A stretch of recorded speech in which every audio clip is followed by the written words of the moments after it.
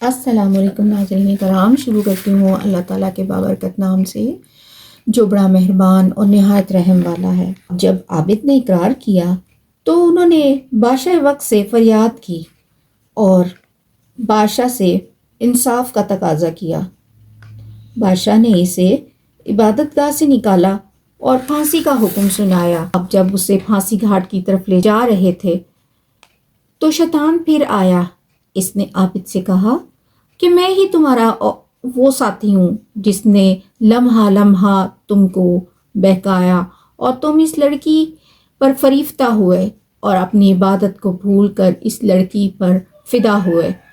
میری مانو تو تم مجھ کو سجدہ کرو، میں تمہیں یہاں سے نکال لے جاؤں گا۔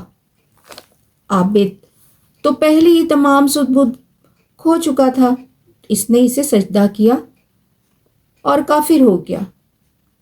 جب عابد نے کفر کیا تو شیطان اسے سپاہیوں کے نرغے میں چھوڑ کر چلا گیا، کیونکہ اس کا کام پورا ہو چکا تھا اور عابد کو پھانسی پر چڑھا دیا گیا۔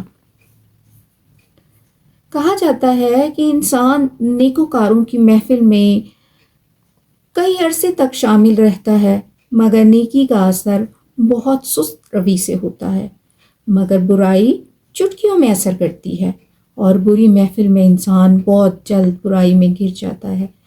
اس لیے اللہ تعالیٰ سے دعا ہے کہ وہ ہر برائی سے ہم تمام لوگوں کو محفوظ رکھے، آمین۔